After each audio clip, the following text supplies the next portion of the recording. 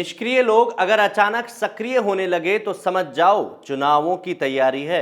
नमस्कार, मेरा नाम है राज शर्मा और आप देख रहे हैं एसकेएल न्यूज, जहां आज बात होगी भारतीय जनता पार्टी के राजस्थान में बने दो गुटों के शीर्ष नेतृत्व की, जो अपनी क्षमता से ज्यादा काम कर रहे हैं। पर कौन अपने हित के लिए काम कर रहा है और कौन पार्टी हित में, इसी को जानने के लिए देखते हैं एसकेएल न्यूज की स्पेशल स्टोरी। राजस्थान में जब से चुनाव संपन्न हुए तब से जनता ने हारने वाली पार्टी की कायाकल्प देखी है, जिसमें जमीन से उठने वाले राजनेता पार्टी को अगले चुनावों में जीत की ओर अग्रसर कराने के लिए दिन रात एक करने में लगे हुए हैं। तो वहीं दूसरी तरफ ऐसे भी नेता जनता ने देखे हैं जो चुनाव संपन्न होते ही अपने महलों में जनता के दुख दर्द को देखकर भूल गए और सोए रहे, और अब अचानक से जनता के सामने उनके हिमायती बनकर उनके दुख दर्द की चिंता जताने की कोशिश में लगे हैं।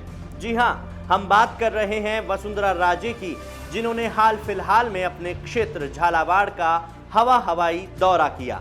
वसुंधरा राजे अपने कोप भवन से बाहर निकलकर अपने खोए हुए जनाधार को वापस प्राप्त करने के लिए हवाई दौरा करती है, पर उनका हवाई दौरा हवाई तब हो गया जब उनकी खुद की और उनके समर्थकों की उम्मीद के मुताबिक भीड़ एकत्रित नहीं हो पाई और लोगों ने उन्हें काले झंडे दिखाए।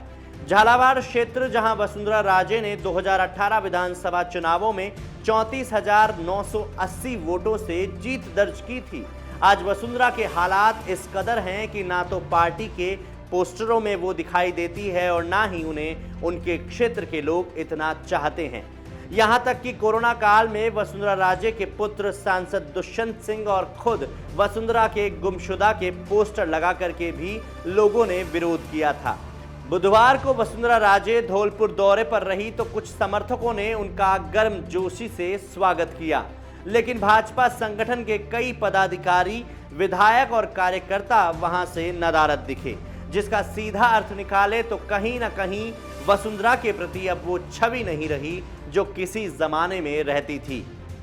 नेता हो या आम जनता, सब वसुंधरा राजे के स्वरूप को अच्छे से पहचानने लगे हैं। जहां एक तरफ वसुंधरा राजे है जिन्होंने ना तो जनता के लिए समय निकाला और ना ही आज उनका पार्टी में कोई खास पद विद्यमान है। हालांकि ढकोसलों के जरिए वो ये साबित करने में जरूर रहती हैं कि वो आज भी पोस्टरों में नहीं बल्कि जनता के दिलों में बसना चाहती हैं। पर जनता जानती है कि ये वही वसुंधरा है जो सीएम पद पर रहते हुए अपने ही समर्थकों से कहकर जयपुर की सड़कों पर बड़े बड़े पोस्टर लगवाती थी। तो वहीं दूसरी तरफ भाजपा के प्रदेशाध्यक्ष सतीश पूनिया हैं, जिन्होंने बहुत ही कम समय में आज पार्टी और कार्यकर्ताओं के दिलों में एक मुकाम हासिल किया है। कोरोना जैसी महामारी के वक्त में भी सतीश पूनिया जनता की आवाज बनकर सरकार के खिलाफ आक्रामक रहे। ये जनता का दिया प्यार और अपनापन ही है जिसकी वजह से आज राजस्थान की राजनीति में सतीश पूनिया का कद निरंतर बढ़ रहा है।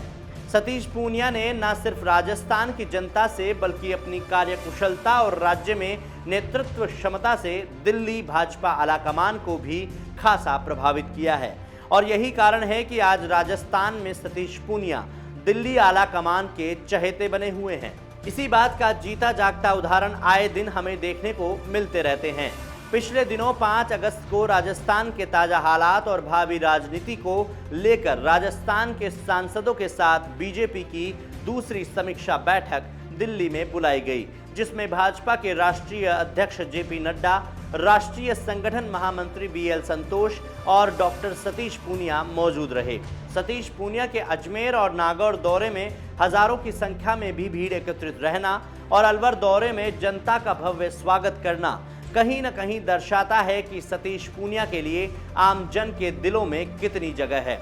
इसी वजह से दिल्ली आलाकमान ने राजस्थान में होने वाले पंचायत चुनावों में सतीश पूनिया को पूर्ण रूप से छूट दे रखी है, क्योंकि पिछले पंचायत चुनावों में भी सतीश पूनिया के नेतृत्व में भाजपा को एक तरफा बहुमत हासिल हुआ था। सतीश पूनिया के अजमेर, नागौर और अलवर दौरे में उमड़ी भीड़ को देखकर ही वसुंधरा राजे ने भी अपने क्षेत्र झालावाड़ में लोगों की हमदर्द बनने की और अपनी खोई हुई लोकप्रियता हासिल करने की कोशिश की, पर वो कोशिश नाकाम रही। वसुंधरा राजे के दौरे को लेकर मकराना से भाजपा विधायक रूपाराम ने भी कई सवाल उठाए। मैं ये बता रहा हूं कि पार्टी में जैसे क्षेत्र के हिसाब से पार्टी में अलग अलग तरह के लोग हैं। जैसे कुछ की जानकारी ज्यादा है, कुछ बड़े लोग हैं, कुछ और बड़े लोग हैं। देखो मैं एमएलए हूं, इसका मतलब ये तो नहीं हो कि मैं पार्टी के अध्यक्ष या वसुंधरा जी के बरोबर हूं। इसलिए मेरा लेवल है, जो मेरा सोच है वो इतना बड़ा नहीं है कि कौन नेता कहां जा रहा है, कौन घूम रहा है, वसुंधरा जी क्या कर रही है। सभी पार्टियों में छोटी मोटी गुटबाजी तो होती है, इसमें भी होगी, मैं नहीं कह सकता। लेकिन हमारी पार्टी अब भी सभी पार्टियों से अच्छी है। और वसुंधरा जी कहां जा रही है या दौरा कर रही है, इसका बारे में मुझे जानकारी नहीं है।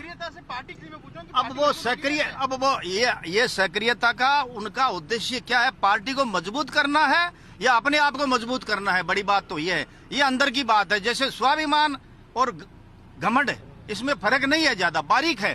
तो वो खुद का उद्देश्य उनका क्या है? मैं तो सोचता हूँ कि अगर पार्टी का सच्चा और अच्छा कोई भी नेता अगर पार्टी के लिए काम करता है तो अच्छा है, और अपने पद की प्राप्ति के लिए अच्छा कोई कार्य कर रहा है तो वो अच्छा नहीं है। वो पार्टी के विधायकों के लिए फ्लैट बन रहे हैं ना, तो हर विधायक यही चाहता है कि मैं इस फ्लैट में आऊं रहूं। अब यहाँ आना रहना मुझे नहीं लगता 2.5 साल में बन जाएगा। और दोबारा फिर किसके किस्मत में क्या लिखा है वो जनता पर और पार्टी पर निर्भर है। इसलिए आशा तो सभी की है, मेरी भी आशा है कि भाई इस फ्लैट में कभी मैं भी दोबारा आऊं। वैसे भी मैं तो एक बार पहले 93 में जीत गया, 20 साल इंतजार में बीत गया, फिर अभी जीत गया। तो ये जो फ्लैट बन रहे हैं इस पर मेरा इतना ही कहना है कि अगर 2.5 साल के अंदर बन जाते हैं तो हम चाहेंगे यहाँ आना, चाहे 6 महीने के लिए आए, लेकिन संभव नहीं है। और फिर उसके बाद में आगे भविष्य में चुनाव के बाद में कौन जीत कर आता है? चाहता तो हर आदमी यही है राजनीति में। ये फ्लैट लेना तो बहुत बड़ी बात है, विधायक बनना सब चाहते हैं। रूपाराम का अपनी ही पार्टी के नेता पर इस तरह से सवाल उठाना, झालावाड़ दौरे पर भीड़ द्वारा वसुंधरा को काले झंडे दिखाना, ये कहीं न कहीं दर्शाता है कि वसुंधरा राजे की छवि और उनकी अपनी पहचान कहीं न कहीं राजस्थान में खोती हुई सी नजर आने लगी है, क्योंकि राजस्थान को अब सतीश पूनिया की कार्यशैली ज्यादा भाने लगी है। फिलहाल के लिए इतना ही। आप देखते रहिए SKL न्यूज।